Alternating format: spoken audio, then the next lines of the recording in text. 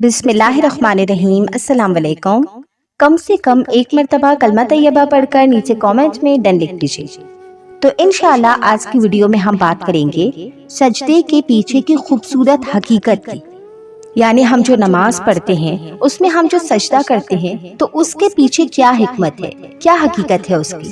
کیا آپ سب نے کبھی یہ نوٹس کیا ہے کہ نماز میں ہمیں ہر چیز ایک ایک دفعہ کرنے کو کہا گیا ہے، یعنی ایک ایک دفعہ ہر چیز کا حکم ہے، جیسے نیت، تکبیر، رکوع، قیام، یہ ساری چیزیں ہم ایک دفعہ ہی کرتے ہیں، لیکن سجدہ ہمیں 2 بار کرنے کا حکم ہے۔ کیوں؟ کبھی سوچا ہے کہ ایسا کیوں؟ کیونکہ سجدہ وہ حالت ہے کہ جس میں بندہ اپنے رب کے سب سے زیادہ قریب تر ہوتا ہے، اور اللہ تعالیٰ اس وقت اپنے بندے سے اتنا خوش ہوتا ہے کہ اس نے بندے کو 2 بار سجدہ کرنے کا حکم دیا۔ حدیث پاک کا مفہوم ہے کہ سجدے کی حالت میں دعائیں قبول ہوتی ہیں۔ اس وقت جو دعا کی جاتی ہے وہ قبول ضرور ہوتی ہے۔ جب تک سانسیں ہیں تو اپنے رب کے قریب رہیں، سجدے کی حالت میں مانگیں اور مانگتے جائیں، اور دن میں 96 ٹائم ہمیں سجدہ کرنے کا موقع ملتا ہے، تو ایک بھی موقع کو مت گنوائیں۔ ہر سجدے کی تسبیح کے بعد اپنی من چاہی دعا مانگیں۔ کوئی تو ایک لمحہ ایسا ہوگا کہ جس میں اللہ تعالیٰ آپ کی دعا کو سن لے گا۔ آپ قرآنی دعائیں نہ کریں، اپنی زبان میں دعا کر لیں۔ بہتر ہے کہ آپ نماز کے آخری سجدے میں دعا کریں، سجدے کی تسبیح پڑھنے کے بعد، یعنی سبحان ربی الاعلیٰ پڑھنے کے بعد۔ اگر آپ کا دھیان اچھا ہے تو آپ ہر سجدے میں بھی دعائیں کر سکتے ہیں، درود پاک ہر دعا سے۔ تو ہر سجدے میں دعا ضرور کریں اور جتنا بنے اتنا سجدہ کریں۔ تو جیسا کہ میں نے آپ کو بتایا کہ ہم دن میں 96 ٹائم سجدہ کرتے ہیں، یعنی فجر کی نماز سے عشاء کی نماز تک کی اگر ہم ٹوٹل سجدوں کو گنے تو وہ 96 ہوتے ہیں۔ فجر کی 4 رکعت اور ہر رکعت میں 2 سجدے، تو مطلب 4 کا ڈبل ہوا 8۔ تو یوں ہی ظہر کی 12 رکعت اور 12 کا ڈبل ہوا 24، اور عصر کی 8 رکعت اور اس کا ڈبل ہوا 16، مغرب کی 7 رکعت اور اس کا ڈبل ہوا 14، اور عشاء کی 17 رکعت اور اس کا ڈبل ہوا 34۔ تو ان سب کو جب ہم ٹوٹل کرتے ہیں تو ٹوٹل بنتا ہے 96۔ تو دن میں 96 مرتبہ وہ لمحات آتے ہیں جب آپ کا سر اس کی چوکھٹ پر پڑا ہوتا ہے جو اگر محبت کی نظر سے آپ کو دیکھ لے تو آپ کے سارے بگڑے کام بن جائیں۔ اس کے آگے 96 مرتبہ آپ کی ناک اور پیشانی زمین پر رگڑی جاتی ہے۔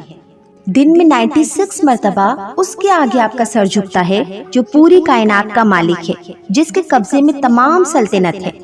دن میں 96 مرتبہ وہ گھڑی آتی ہے جب آپ کہتے ہو کہ میرا رب سب سے بلند و بالا ہے، جب آپ کے لب کہہ رہے ہوتے ہیں سبحان ربی الاعلیٰ، سبحان ربی الاعلیٰ، سبحان ربی الاعلیٰ۔ دن میں 96 مرتبہ آپ کو اللہ تعالیٰ کے سامنے جانے کا، اللہ تعالیٰ کے قریب جانے کا موقع ملتا ہے، کیونکہ سجدے کی حالت میں بندہ اپنے رب سے سب سے زیادہ قریب ہوتا ہے۔ لیکن افسوس کہ کچھ ہی خوش نصیبوں کو یہ دولت نصیب ہوتی ہے۔ کسی کے فجر کے 8 سجدے چلے جاتے ہیں تو کسی کے ظہر کے 12 سجدے، کسی کے عصر کے 8 سجدے چلے جاتے ہیں تو کسی کے مغرب کے 14 سجدے، کسی کے عشاء کے 34 سجدے چلے جاتے ہیں تو کسی کے معذاللہ ثم معذاللہ پورے کے پورے 96 سجدے چلے جاتے ہیں۔ یہ وہ بد نصیب لوگ ہیں جنہیں اللہ کے آگے تو جھکنے کا وقت نہیں ملتا، لیکن یہ دنیا والوں کے سامنے جھک جھک کر حد سے زیادہ گرے جا رہے ہوتے ہیں۔ یاد رکھیں کہ قبر کے اندر لوگ اللہ تعالیٰ سے کہہ رہے ہیں کہ ہمیں بس ایک مرتبہ دنیا میں بھیج دے، ہم سجدے سے سر ہی نہیں اٹھائیں گے۔ لیکن افسوس اب وہ ہو پانا ناممکن ہے۔ کر لیجئے اس رب کو سجدہ، یہ دولت بہت جلد چھن جانے والی ہے۔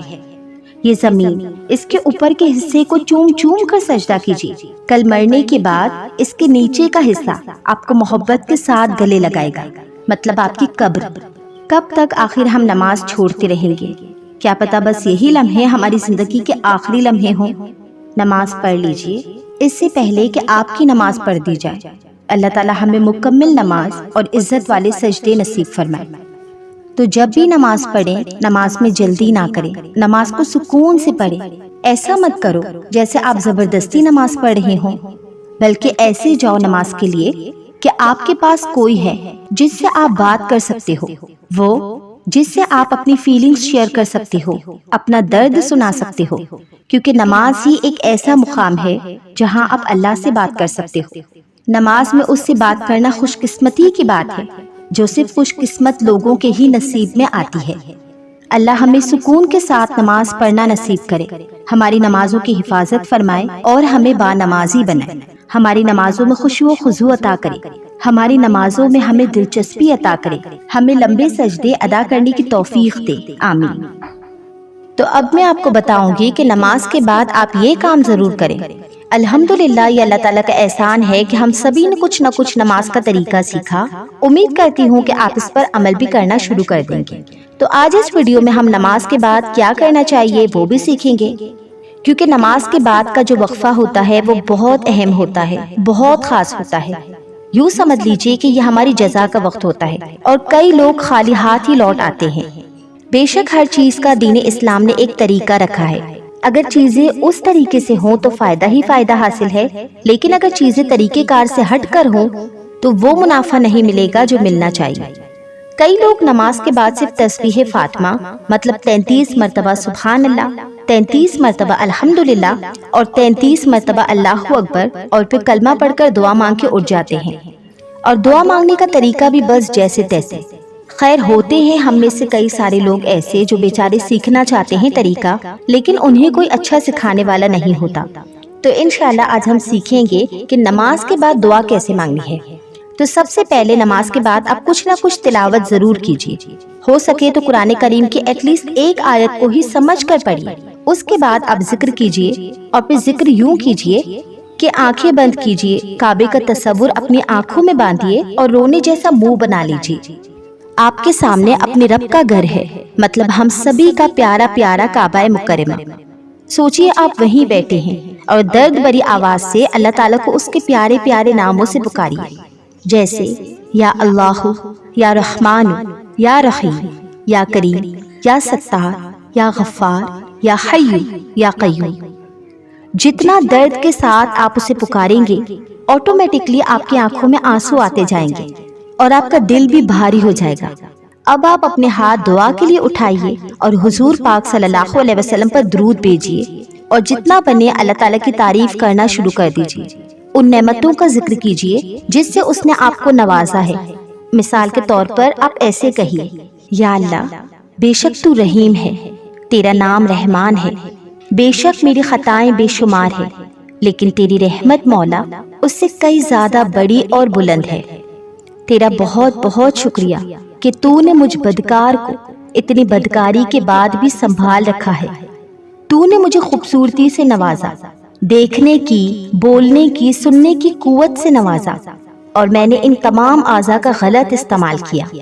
हराम देखा, हराम बोला, हराम सुना।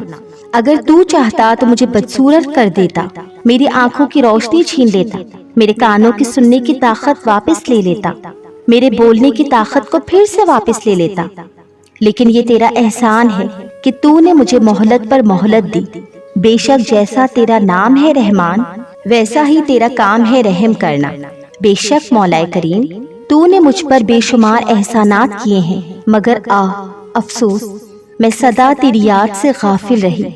या अल्लाह, मैं लोगों से छुप छुप कर गुनाह करती हूँ, लेकिन बेशक तेरे सामने मेरा हर हर हाल जाहिर है। बेशक मौला, तू सत्तारुल उयूब है, मतलब ऐबों को छुपाने वाला। या सत्तार, जैसे आज दुनिया में तूने मेरे ऐबों को छुपा रखा है, कल बरोज़े क़यामत भी मेरे ऐबों की पर्दा पोशी फरमाना। या अल्लाह, ये तेरा ही तो करम है मौला कि इतने गुनाहों के बावजूद लोग हमारी इज्जत करते हैं। हम जैसे गुनहगार, स्याहकार, सर तापा ऐबदारों से कहते हैं कि हमारे लिए दुआ करना। तेरा शुक्र कैसे अदा करें या रब।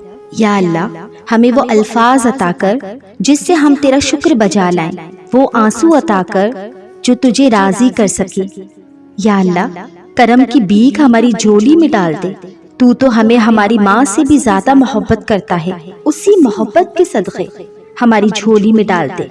सदा के लिए हमसे राजी हो जा और फिर कभी नाराज मत होना। गर तू नाराज हुआ मैं बर्बाद हो जाऊंगी। तेरे सिवा मेरा कोई दूसरा रब नहीं है, मैं सिर्फ तेरी ही इबादत करती हूँ और तुझी से मदद चाहती हूँ। तेरे दर के सिवा मेरा कोई और दूसरा ठिकाना नहीं है। बेशक देने वाली जात सिर्फ तेरी है, مولا تو بادشاہ ہے، میں تیرے در کی فقیر ہوں، میرے حال پر رحم کی نظر فرما دے، محبت کی نظر فرما دے، تیرا ایک کن فرما دے۔ بے شک تو کن فرماتا ہے اور چیزیں ہو جاتی ہیں۔ مولا کن فیکن، مولا کن فیکن، مولائے کریم۔ یا اللہ سب نے ہمیں ٹھکرا دیا ہے، کوئی نہیں ہے جو پوچھنے کو آئے، لیکن تو ہمارے ہر درد سے واقف و آگاہ ہے۔ یا اللہ تجھے تو پتا ہے کہ کن اذیتوں سے ہم گزر رہی ہیں، تجھے تو پتا ہے ہمارا راتوں کو اٹھنا، راتوں میں تڑپنا، رو رو کر ہمارا سو جانا، درد و الم میں ہمارے دن گزر رہے ہیں، تجھے تو ہمارے ہر حال کی خبر ہے۔ یا اللہ رحم فرما، کرم فرما، تیری تو صفتیں ہیں کرم فرمانے کی، اگر تو کرم نہیں کرے گا تو ہم کس کے پاس جائیں گے؟ اگر تو نے نہیں دیا تو اور کون ہے قادر دینے پر سوائے تیرے؟ کرم کر یا مولائے کریم، میں تجھ سے بھیک مانگتی ہوں، میری جھولی کو خوشیوں سے بھر دے۔ یا رب کریم میرے حال پر رحم فرما۔ تو دعا مانگتے وقت حد سے آگے مت بڑھیے۔ کئی لوگوں کا طریقہ ہوتا ہے کہ وہ دعا میں کچھ بھی بول دیتے ہیں، تو دھیان رکھیے کہ آپ کس عظیم الشان کے آگے بیٹھے ہو۔ بہت خوف اور ڈر کے ساتھ دعا کیجیے۔ دعا میں ایسے الفاظ استعمال نہ کیجیے جس سے اللہ تعالیٰ کی توہین ہو۔ مثال کے طور پر کئی سارے لوگ ایسے کہتے ہیں کہ اے اللہ تو نے میرے عزیز کو چھین لیا، تجھے کیا مل گیا چھوٹے چھوٹے بچوں کے ماں یا باپ کو لے کر، معاذ اللہ۔ اے اللہ تو چاہتا کیا ہے، تو میرے ہی پیچھے پڑا ہے، مجھے ہی تکلیف دیتا ہے، استغفر اللہ۔ یا اللہ تو غریبوں کا ہی امتحان لیتا ہے، تو صرف امیروں کی ہی سنتا ہے، تجھے یہ کر کے کیا مل گیا، تجھے وہ کر کے کیا مل گیا، معاذ اللہ ثم معاذ اللہ۔